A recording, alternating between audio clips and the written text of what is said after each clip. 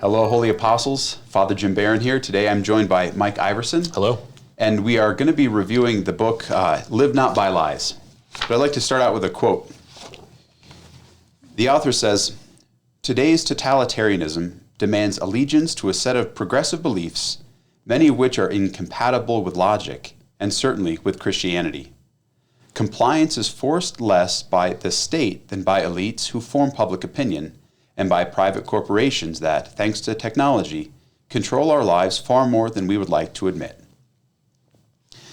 It's kind of a heavy opening salvo, but the reason we're reviewing this book is it was recommended shortly after I preached a homily on the Feast of Christ the King back in 2020 about the anxiety that a lot of us feel, generally speaking, about our lives and our country. And I tried to connect some dots of what I believe is the source of, or an explanation for a lot of that anxiety, is a growing perception that we are living in an increasingly totalitarian lifestyle. And it's more of a soft totalitarianism. That's a term that the author of this book, Rod Dreher, uses, but it's a term that's been coined by people who have experienced hard totalitarianism. They're both totalitarian regimes, but the methods of enforcement are different. And so that homily, which was very well received, also spurred some parishioners to recommend this book that I knew about but hadn't read yet. And so after reading it, it just seemed very appropriate to unpack it a little bit, to one, encourage our viewers to pick up the book and to read it for themselves, and then those who have done so to kind of help highlight a few important ideas.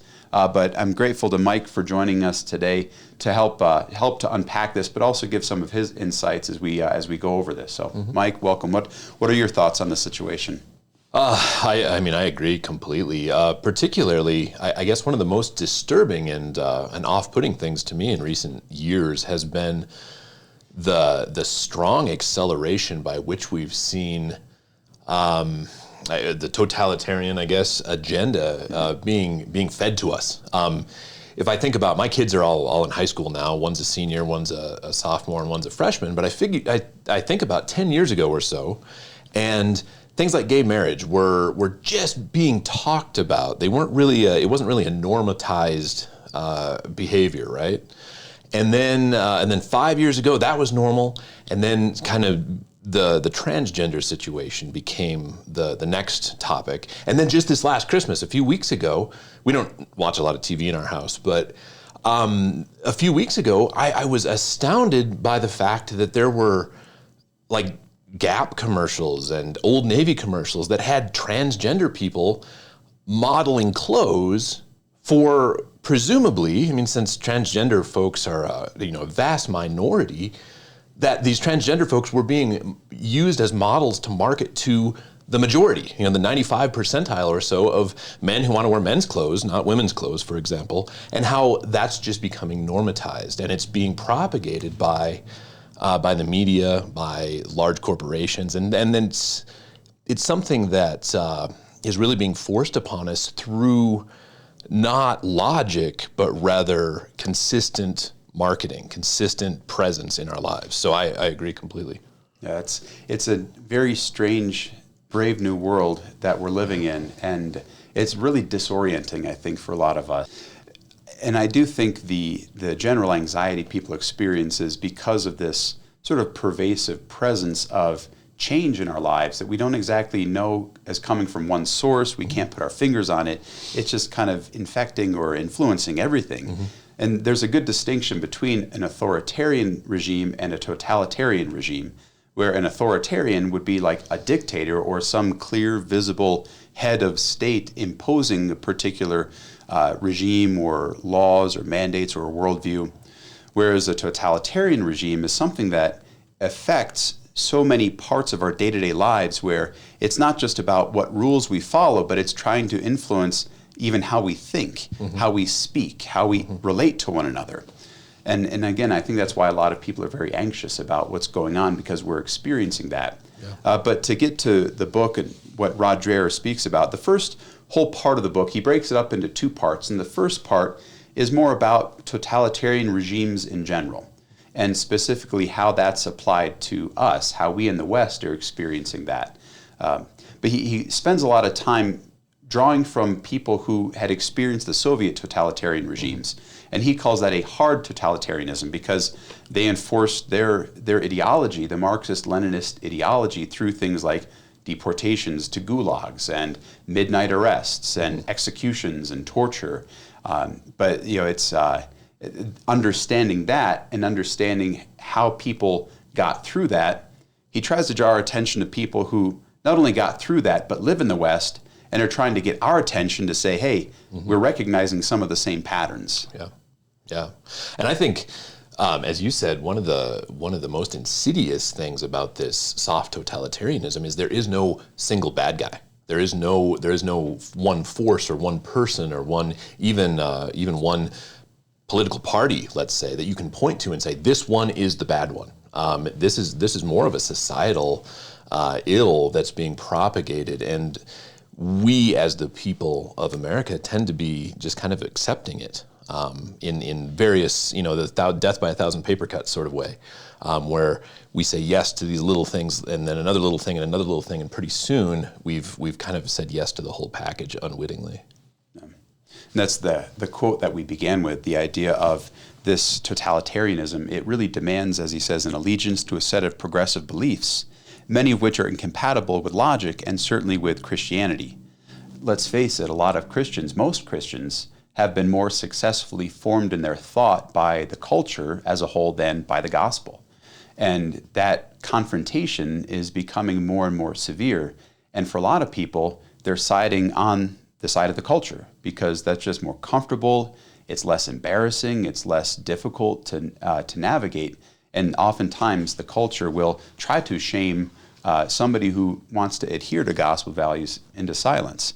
But they don't have to do that explicitly. And I think that's the reality of it, is little by little, they have gotten us used to lowering our voices when we talk about a Christian definition of marriage as being between a man and a woman. Right. Or perhaps not being free with an opinion that, if that's a biological male, I'm not going to lie and call that man a female, a woman. We are very uncomfortable with those sorts of conversations because of this pervading sense of shame or embarrassment about our Christian beliefs or logic, just simple, plain reason. Yeah. But there's so much in this book, and we're not going to be able to hit everything, but we do want to highlight some points. And so some of the first points are really about that sense of, again, a soft totalitarianism. And Dreher makes just some wonderful points like this one. Soft totalitarianism exploits decadent modern man's preference for personal pleasure over principles, including political liberties. I was watching a video when I was preparing that Christ the King homily of a man who was interviewing people outside of a big box store on Black Friday. It was Thanksgiving Day. Oh, wow. They were in line for Black Friday sales. And he wasn't being antagonistic. He was just asking them questions like, what's more important, honor or money? Oh, honor, of course. What's Thanksgiving really about? It's about spending time with family and people you love and not being a part of kind of the everyday life. You sort of step back from that. Meanwhile, they're standing in line away from their families to just go buy stuff that, one, they probably don't need, but two, to get a great deal on it. And they're doing this on Thanksgiving. Yeah. So, just sometimes we get led by the nose for things that are convenient, enjoyable, or that seem like a good deal. It's sort of this consumer habit. Yeah. And if you've been in any of my faith formation classes or listened to the videos that I do for faith formation as well, you'll know that I talk a lot about relativism. And this is really the functional playing out of a relativistic mindset in individuals, where those people in front of Best Buy or whatever the store was, they were so relativistic that they didn't realize the non-compatibility of what their actions were with what their ideals were. It was all relative. There was no overarching truth, and that's how this soft totalitarianism works. So I'm assuming as we talk more, that'll be wrapped in there. So if you've read Chris Stefanik's little pamphlet on relativism from the Lighthouse Catholic Media Kiosk, or listened to any of those talks on this ills of relativism in society. That's really the factor. That's the fuel for this soft totalitarianism. Is there is no truth. There is no outside really greater good. It's all about self-gratification. It's what I want, and that is the ultimate definition of freedom. And I think in some ways that goes back to the very beginning of trying to be like God without gods. It's all about the self. Yeah. And when it's all about the self, then anything like a truth proposition outside of oneself is seen as, if not a threat, at least something that's negligible, something that can be left behind. Yeah. But in that way, we become isolated as individuals and kind of suckers to think that we can figure out our lives on our own, and then we become more easy prey for either intentional forces outside of us that, again, want to lead us by the nose, or we just sort of drift along in that isolation and then can latch on to the next big thing, or to sort of clamor after those deals or the next most popular movement or struggle. Right. Religious people are not immune from this. As I said, a lot more Christians have been formed first by the world more than the gospel. But unfortunately, a lot of religious people have succumbed to this relativization, even of faith and God. Absolutely. Really, God is at the service of the self, of me. Right. And that's why I find it very difficult as a pastor to try to help people break through that shell. It's been called, this whole idea has actually been given a name. It's called moralistic therapeutic deism, meaning that really religion, church, God are all about me feeling more confident in myself and supporting my self-esteem and trying to help me accomplish my goals for my life. Yeah. And it puts a ceiling on what otherwise should be a transcendent experience outside of the self with God. There's a quote that I want to read here that Dreher uses referencing another book from 1966 called The Triumph of the Therapeutic, when he says that the death of God in the West has given birth to a new civilization devoted to liberating the individual to seek his own pleasures and to managing emergent anxieties. Religious man who lived according to belief in transcendent principles that ordered human life around communal purposes had given way to psychological man who believed that there was no transcendent order and that life's purpose was to find one's own way experimentally. This idea, again, is such an isolation of the individual that we commerce in relativism, because if I am the center of the universe and I am the source of meaning for my life, then why do I need God? Right. And if God isn't there to serve me, and if he's not going to do what I want, then I can leave him behind because he's not the end-all be-all of existence for me. I just find that a very important insight to start out as we understand sort of the road into a totalitarianism is an isolation of the individual in this overriding, overdeveloped sense of self as the center of things. Yeah. And self-gratification as the greatest possible good. Freedom from any outside influence as the greatest possible good as well. Now, with that sense of isolation, we become, as I said, kind of easier prey for whether it's an individual or a corporation or just kind of a spirit of the age. Because as human beings, we're relational, right? And we need to have those relationships. We are drawn to other people, and we're also influenced by them in as to what is desirable, what's attractive, what we should want. And so if we kind of think that we are self-contained and self-creating individuals, and we don't have a point of reference outside of ourselves, then we can become, like I said, kind of suckers for anything. Right. That old phrase, if you don't stand for something, you'll fall for anything. Right. One of my professors, I love how he put it. He said, in today's modern culture with this relativistic mindset, we've instead of accepting who we truly are as being made in the image of God, instead we recreate God in our own image, and our own image is this fallen human nature image where we just are self-gratifying, and again, that is the ultimate good. And we seem to think that God is this grantor of wishes. That's really all we use him for, is to get more stuff and more things that kind of therapeutically help us feel good about ourselves and our lives. So that's kind of a part of the road, or a big step towards the road to totalitarianism, is one, we kind of cut off our anchor point of God who exists outside of us, who provides a meaning for our existence, a moral code, a way of living, and who really gives a sense to this life as not being heaven. Right. You know, we can look at this life as being a valley of tears. It's something that is going to involve suffering and struggle and trial. But if this life is all there is, then yeah, we're going to try to make it paradise.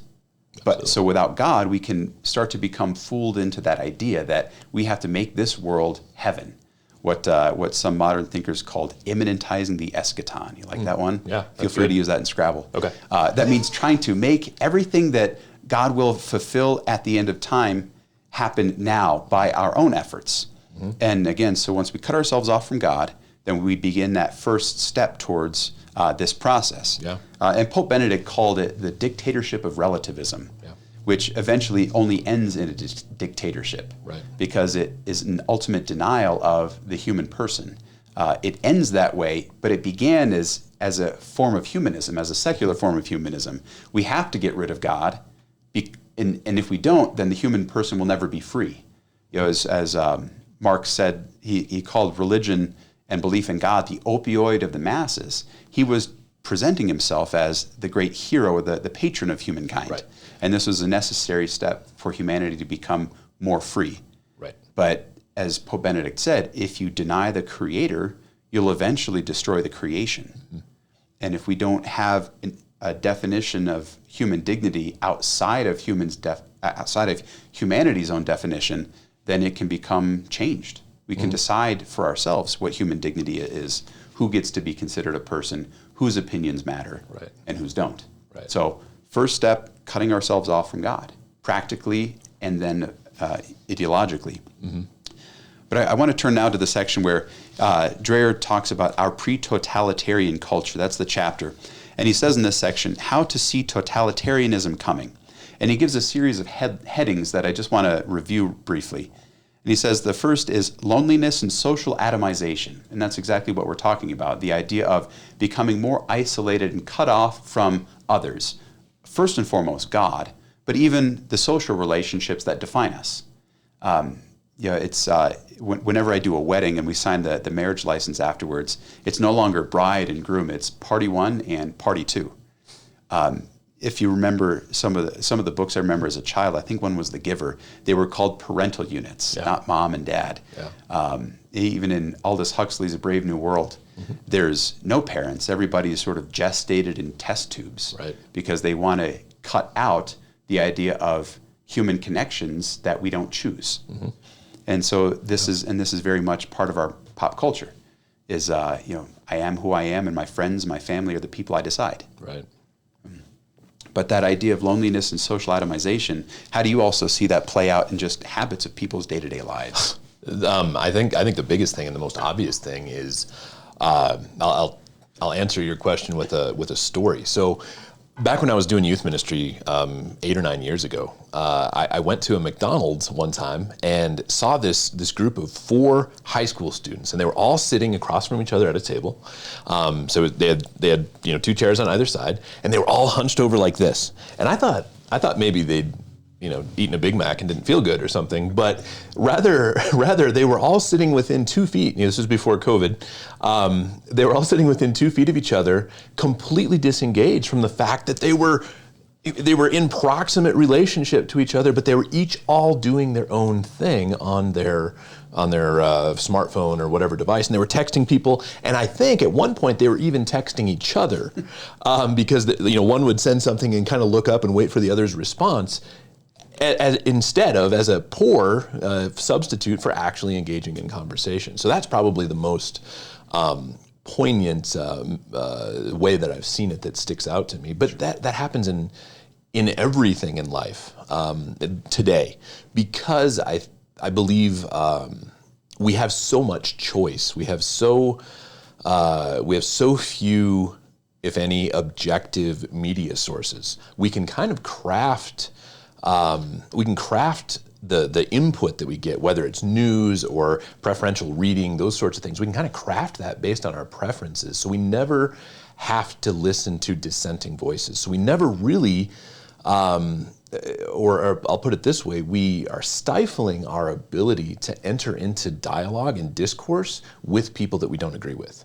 And that in and of itself is extraordinarily isolating, because we never experience anything that we disagree with. Or if we do, we just write it off as, that's the liberal left or the ultra-conservative right or whatever the case may be, and we just dismiss it rather than saying, no, there are people that I like, that I am engaged in a relationship with, who I don't agree with, and we still get along. And it's amazing, because that's what a relationship is. Yeah. I've heard with a lot of the isolation with COVID that normally people would hear something, read something, and then have interactions with other people to sort of test those ideas against and hear some feedback like, yeah, you're right on, or no, you're crazy. Right. And without that, we've become even more atomized and isolated in our opinions and in our worldviews. And, and most people's responses is just get more worked up and to try to take in more news as if that were going to help us. Yeah, and it's a closed feedback loop. Yeah. There is no outside influence really in that. And I've noticed that in the life of the church too, is there are so many voices in the church, either in the blogosphere, self-appointed prophets, people that just found a platform, and some really started out, I think, doing some wonderful things and offering some helpful teachings. But with things becoming a little bit more shaky, they tend to kind of get that drowning person syndrome and just start grasping for anything that's solid. But you have these different voices that aren't part of the apostolic succession. Right. And now, granted, I think that some of our bishops have led us into a credibility crisis. Like there are some bishops who are just not holding up the faithful teaching of the church, unfortunately. But at the same time, greater credence or greater faith is being put in these self-appointed voices, and a complete dismissal, and if not a demonization of the true successors of the apostles. It's a dangerous place to be, and there's not a quick, easy solution, but I think we've got to be kind of cautious of that. It's easy in the Catholic world to become kind of closed in and isolated and just ignore authoritative voices who we just don't want to listen to. Yeah. And one thing to that point, just because someone's a social media influencer and because they're popular doesn't mean they're orthodox. It doesn't mean they're right. Popularity and rightness are not one and the same. So, and social media and our eye tools like I'm using right now, they're not inherently bad, but we need to be wise in the usage of them, and particularly when we give them to our kids. We need to be wise in our governance of our kids' use of them, because we and they, everyone, can be led so astray by following the cult of popularity rather than the cult of what is true. Yeah. Yep. A part of that, and so the next section he says on the road to totalitarianism is losing faith in hierarchies and institutions, and I highlighted that he sees sort of this as an expression of the fulfillment of modern liberalism's goal to free the individual from any unchosen obligations, and you see this with, and I don't know if it's part of Christianity's Protestant branch, but the idea of if I don't like what I'm hearing, then I'll kind of pick up and go start something new. And I mean, let's face it, in the Catholic Church, we have that with parish shopping. I don't like what this priest says, so I'm going to go and find another priest that says what I like to hear. Yeah. And again, that's very dangerous. And you mentioned in the Protestant world, there's over 40,000 different Protestant denominations, and these aren't individual churches. These are whole theological lines of thought that have divided from another one simply because they didn't agree or they had a preferential difference. So absolutely. Yeah. That's just part of our Christian reality in America right now. And of course, it's like I said, it's not an easy fix, because there are, unfortunately, priests, bishops, people who have been entrusted with authority to teach faithfully the Catholic faith that aren't doing so. Right. And so it's not a matter of just saying, well, swallow everything that's preached. We have the catechism, we have scripture, we have an authentic magisterium that we can access in an unprecedented way.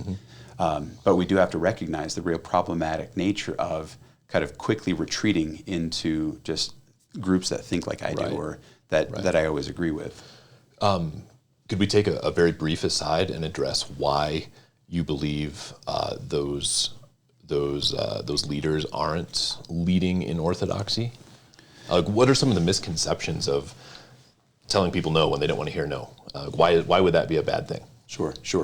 There are sometimes as priests, you can imagine, if you can imagine, it's we are human beings and we have weaknesses. There have been some better formed in seminary and theology than others, and out of any number of motivations, whether out of a desire to be liked, a fear of confrontation, or perhaps a just flat out disagreement with the teachings of the church and a misunderstanding of the rationality behind a lot of our moral teachings. That's usually what it comes down to: sacramental disciplines and moral teachings. There are some times where it's just it would be so much easier to just let things go, or even exalt and endorse things in opposition to the church's teaching. And again, it's too broad of a brush stroke to use, but I think in general there are priests who just find it easier and perhaps want more popularity. That's just something that feeds our ego, and with some of the challenges that pastors could face, we don't want to have one more hard conversation, or we don't want to have to tell this person no for any given number of reasons. But it would be a failure on our part to do so. We don't like telling people no with so many things, but that's sometimes the only answer. If we want to be faithful to Christ's words in the gospel, right, and the authentic teaching of our faith, which is all a direct expression of Jesus' teaching, it's the extension of Christ's teaching. Unless we want to be self-contradictory, we have to be willing to have hard conversations. I guess I'd add that a lot of times it's a misrepresentation of what love truly is. If love is truly willing the best, willing the good of the other, I use the example a lot. When my kids were little, they wanted to play in the street, and then I rhetorically ask, would it be more loving for me as a parent to give them what they want and let them play in the street, or would it be more loving for me as a parent to deny them that and maybe have them shed tears and throw a tantrum, but be safe? It would be more loving, I would posit, and the church would teach, that it would be more loving for me to restrict them from something that would bring them harm than to just let them do what they want. And I think a lot of times societally, for sure, we have misinterpreted that, and we play out this cult of self, this self-gratification as the ultimate good. And it just doesn't work. It doesn't work in human relationships. I think one of the challenges also comes when the church or her pastors don't always stay in our lane, meaning sometimes they've gone out of their way to try to offer political or economic solutions that tend to be in direct contrast to the teaching of the church, and to be more concerned about worldly affairs than about eternal affairs. But sometimes also we haven't stepped forward to be able to to speak with confidence about morals, about our doctrine. Then sometimes folks will turn to the pastors wanting a solution that really is their choice to make, but they want the pastor to tell them what to do. And I think back to the Gospels when a man approached Jesus and said, "Tell my brother to share the inheritance with me." And Jesus said, "Who made me arbiter between you two?" And Jesus was trying to say, no, that's not why he came, is to sort of settle every temporal issue. God gives us a lot of freedom in our reasonability, in our political interchange, to kind of figure out temporal solutions to things. And the church has intervened often at times as necessary, but generally speaking, we got to kind of also realize that there are just some questions that aren't for us to answer. You don't know everything? Well, no, nor should I. But I'll give you a good example. The bishops came out with a statement about the vaccines. And the vaccines, they're saying the ones that were not developed from an aborted fetus stem cell line there are certain vaccines that are morally licit to take, that you do not sin by participating in them. These are the conditions that we need to fulfill. Like, we need to express the fact that we want and deserve a vaccine that doesn't have any illicit connections, that we, there has to be a grave enough reason to take it. That if somebody has overweening health issues, if they're at risk, those would outweigh any connection in this case, because there's a remote enough connection to that illicit action that it's not a sin to take. But that's what they're saying. They're not saying you have to take it. They're not saying you need to take it. They're saying you don't sin if you do take it. Right. Now, I know I've just opened a whole can of worms, and this is probably another video, but that's a good example of people wanting the bishops to come out more strongly as you need to or you can't. Right. morally speaking, they say, if you do, you don't sin, but these are the conditions that need to be observed. But, again, it's really up to the individual to make that decision for themselves, for their families. So, anyway, just want to kind of go through these next ones that we won't spend too much time on, but the continued path into this totalitarianism. He says, a desire to transgress and destroy. I think it's kind of funny. A lot of the comedians now who are lamenting the restrictions on free speech and the cancel culture are exactly the ones who undermined traditional morality in their bits. Yeah. And now, this is the consequence of what they've done. You reap what you sow, right? Exactly. Propaganda and the willingness to believe useful lies. This is a big one. There are so many things that we might look over or ignore in our day-to-day lives as just, it's inconvenient and I don't agree with it, but I'll put up with it. And we can start to do that little by little. That's that frog in the pot of boiling water.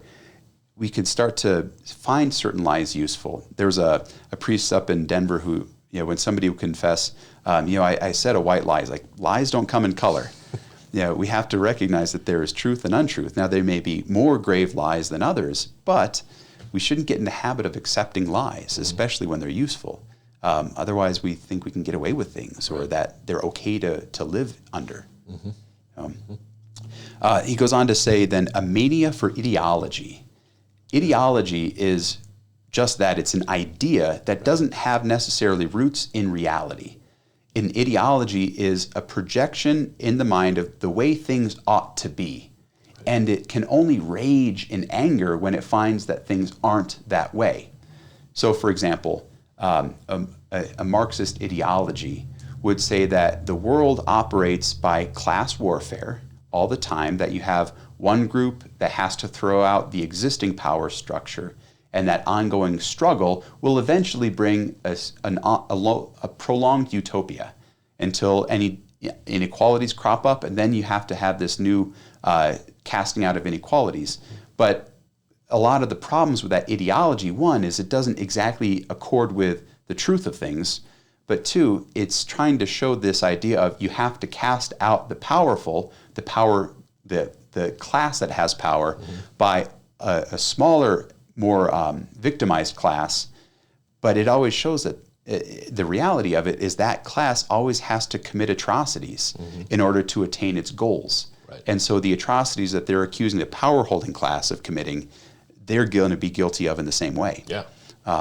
Father Lawrence he's Ugandan, and right now in the presidential elections in Uganda, the current president that's been in power for 34 years, he and his regime kicked out a dictator who was brutal, and now he's become a brutal dictator. You reap what you sow, but that idea of this ideology that led them to commit atrocities is something that they end up committing. Yeah. Well, they just replace one with the other, and it's just a new iteration of the same thing. And these ideologies in their minds are self-justified, they're righteous, but they can't reconcile the persistent fact of human sinfulness and selfishness, and it has no way of integrating that. Yeah. And the only way of integrating it is to resist it. And when they've rejected a Christian worldview that has a context, a framework, a language for sin, and Christianity becomes the enemy, they have to replace that morality with a new form of morality. Yeah. And it's really just subject to the people in charge. I think it was Bishop Donald Hying of Madison, Wisconsin. He said that any human generated ideology takes one good thing and focuses on that one good thing to the detriment of the whole. And so equality, people that are starving, not starving anymore, that's one good thing. That's a really good thing to focus on. But when that's all you're about and you end up committing atrocities for the sake of this one good thing of lifting people out of poverty, it becomes tyranny in and of itself. So I liked that how he put that. Yeah. What was it? Margaret Thatcher, one of her speeches, responding to a socialist in government, she said, you're concerned for the poor and the lower class and to create equality, rather than raising them up to the level of the middle class, you want to lower the level of the middle class. Yeah. That's the creation of equality is reducing the stature of others. Right. And say, see, we've accomplished equality. Well, now everybody's poor. Right. Instead of trying to raise up the poor into that greater social strata. So, and then the last area, he says, a society that values loyalty more than expertise. And as you know, with any newly elected president, they tend to appoint people that help them get there rather than the best possible candidate. Mm-hmm. And this happens in workplaces, this happens in circles of friends, but you know, it's people who agree with us are the ones that we keep closest to us. Mm-hmm. And that creates an echo chamber, and echo chambers are dangerous. Yeah. In the book, The 5 Dysfunctions of a Team, that Patrick Lencioni wrote probably 12 or 15 years ago, it's a leadership book, but that's his main premise, is that you don't base a quality team on people that you like. You base a quality team on people that are good at things, and then you learn to build trust and work together. Yeah. Yep. Yeah. All right. So moving on. There's so much to get through. The next area he talks about is progressivism as religion. Mm-hmm. And in America, in the West as a whole, a lot of people have been suckered into this idea that the world is always just becoming better, even in spite of us. Mm-hmm. That the sun will come out tomorrow, we'll learn our lessons, and society will become more and more and more perfect as we just learn our lessons. And that's patently untrue. Right. But it's still this ideology that people have foolishly imbibed. Mm-hmm. And there's almost no talking him out of it, even when you present evidence to the contrary. Right. Yeah, and that's just the natural progression of things. Like it's almost like a societal evolution where things are always going to get better. Yeah. Yeah, and that's not true.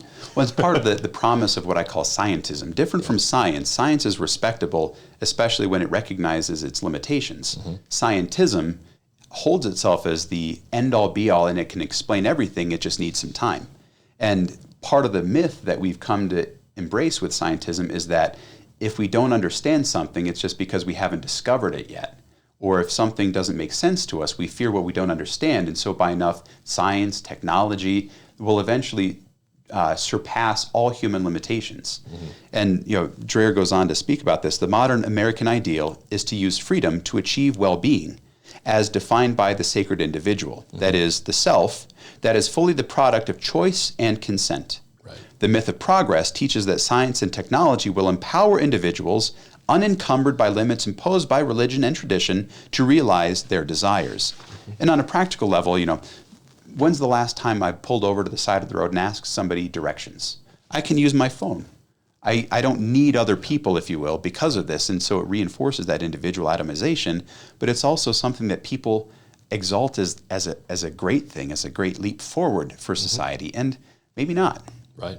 Yeah, and that idea of progress as religion, just a couple sentences beyond what you read, he says that Christians today must understand that fundamentally we aren't just resisting different politics, but rather what is effectively a rival religion. Mm-hmm. And I think that that's so true and so necessary for us to realize that this isn't just a political, ideological difference. It's actually a worship of something completely different that is not God. Yeah, yeah.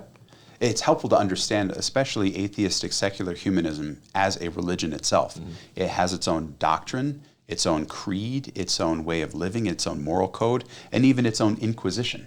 That it will seek out heresies. Yeah. And Christians are more and more heretics according to the secular humanism. He says, actually, before that quote you read, to that point, he says that justice is not a matter of working out what is rightly due to an individual per se, but rather what is due to an individual as the bearer of a group identity. And we've seen that play out so much recently in this last election cycle, particularly, and with the riots and the Black Lives Matter movement, where people who disagree, it doesn't matter who they are as a person, or if someone is branded a political enemy, let's say. It doesn't matter who they are as a person. They're instead a bearer of a group identity. Like I'm a white male of European descent. Therefore, I am one of the oppressors. Mm-hmm. But there's nothing about Mike Iversen there. It's just I'm one of the oppressors. Yeah, it's that ill-defined, fuzzy notion. Right. Like we're so controlled by notions anymore rather than clear, concise ideas. Mm-hmm. I want to read this more lengthy passage. Dreher is quoting an English philosopher, Roger Scruton. He says that thought crimes, heresies in other words, by their very nature make accusation and guilt the same thing. He saw this in his travels in the communist world where the goal was to keep the system in place with minimal effort. So now he's quoting Scruton. For this purpose, there were thought crimes invented every now and then with which to trap the enemy of the people, he said. In my day, it was the Zionist imperialist conspiracy. You could be accused of being a member of that, and nobody could possibly find defense against the accusation because nobody knew what it was. It's just like homophobia or Islamophobia. These new thought crimes, Scruton continues, what on earth do they mean? And then everyone can join in the throwing of electronic stones at the scapegoat and never be held to account for it because you don't have to prove the accusation. Mm-hmm. That's such a random. That's such a common occurrence now. Is anybody can be accused of being a homophobe or a bigot or a hater, right. And what does that mean? What exactly are they getting at? And once it's said, that sort of label sticks, and it becomes this notion that's associated to discredit that person in some way, shape, or form. Yeah, it's kind of it's our modern societal equivalent of a scarlet A. Yeah. That that we bear, even though there may or may not have been culpability on our part. Yeah. It's a way of intimidating the opposition, and it's sort of the opposite, or it's part of that other tactic of virtue signaling. Right. So if I call somebody a homophobe, that means that, hey, I'm right. I'm morally right. I'm in line with this party, with this class of people. Right. We are the elite, the enlightened ones. We should be the ones in charge. They're the mouth-breathing troglodytes, the ignoramuses. Right. And because I'm calling attention to your ills, I'm just and I'm right. Yeah. When I think that identity politics is something that we have to pay a lot of attention to because it's very active, it's very real. Absolutely. As we don't necessarily see our families, our churches, our neighborhoods, our cities, our states as part of our identity, where we identify more with a tribe or with a certain class of people or a certain race of people or a certain gender of people. Mm-hmm. And this is part of colleges. Parents, beware what your kids are studying in school and why you're sending your money there. College classes teach about intersectionality, where it looks at your different minority vulnerabilities, what classes you belong to that are victimized by usually white Christian men. Right. And it tries to kind of lump them together to see who's got more credibility in the eyes of the audience. If I am a racial, gender, a religious minority, I've got a lot of credibility in the intersection of those three victimhood classes. Right. And this. I'm not making this up, and this is real. And of course, somebody might easily dismiss me by saying, "Well, you're a white Christian male," but that's looking at me as a class, and it's not looking at the content of what I'm saying and denying if it's true or trying to provide counter evidence. So.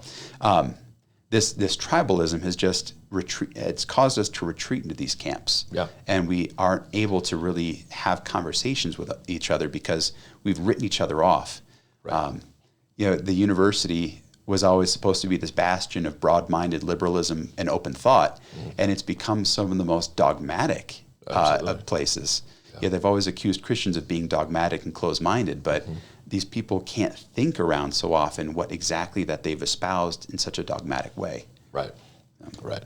And when you say liberalism in the university, it's not the political liberalism that we think of today. Right. It's open-mindedness. It's freedom of thought. Yeah, it comes from the Latin word for freedom, liber. To be liberal meant to be free, to have the freedom to think and the freedom to be able to engage thought. Right. So that was always the goal of academia, but it's become more and more illiberal in that sense. So, so much more, again, to say, pick up the book, part 1, we've gone through it. A lot of what we have been covering is really the first part of this book. We're going to use this we're going to make this a 2-part session because it's just so important to unpack it and to spend time talking about the actual realities that we're facing. But this first part, the question is, okay, all these things that Rod Dreher is talking about, is he being an alarmist, or is there evidence to suggest that we are slipping into this soft totalitarianism? And I believe yes. Looking at some of the examples he gives, and he gives a lot of great examples, we can probably look to our own lives and the people that we know and just our own behaviors. If you really don't believe that transgenderism is something that should be the most important topic in American politics and legislation, if you think that it's somehow unjust that these non-elected corporate officials can influence public policy for transgender bathrooms, as they did in North Carolina and Indiana. Are you free to talk about it? Are you free to share your opinion, or do you kind of talk in hushed tones? Right. I think this is all evidence of the fact that something's off. And I believe we've been on this path for a good couple decades. But to look at it now and to recognize it for what it is, I think is an important thing. And you may not agree with everything that Rod Dreher says, but we've got to pay attention to some of the things that he brings up in this first part in his book. It's worth spending time on. Yeah, no, absolutely. And you've really got to, whether or not you agree with him as a writer or whatever. As Father just said, you've got to look at the evidence of these things in our society, in your life, in the life of your kids and your family, and those folks that you share meals with, because it's there, it's present. I've had to have dozens of conversations with my kids, starting in middle school, regarding transgenderism and how there's a number of kids that my kids are friends with who are transgender, and that brought out first my kids were concerned as Catholics, why do we hate those people?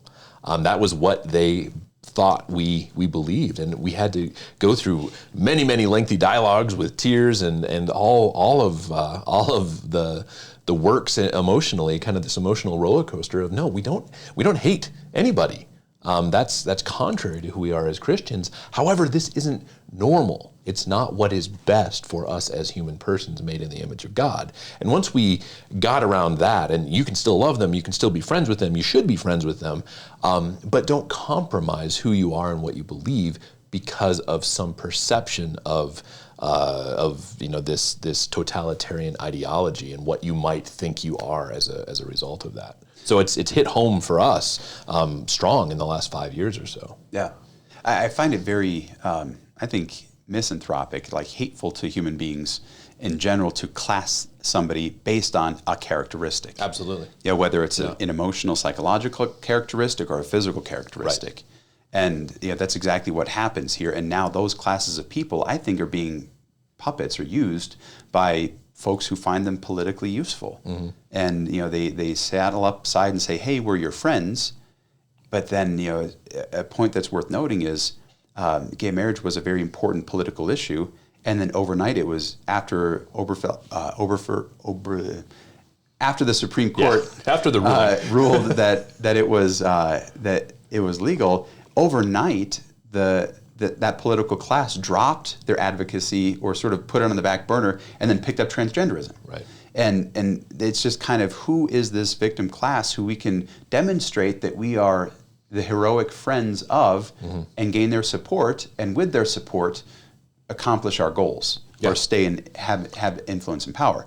And it reduces the person. And that's something that the Catholic Church really has, is we honor the human being as created in the image and likeness of God, regardless of their desires, regardless of their qualities or characteristics or of their sins. Whoever we are made in the image and likeness of God, and Jesus died for each one of us. Mm-hmm. And that's how we approach a person.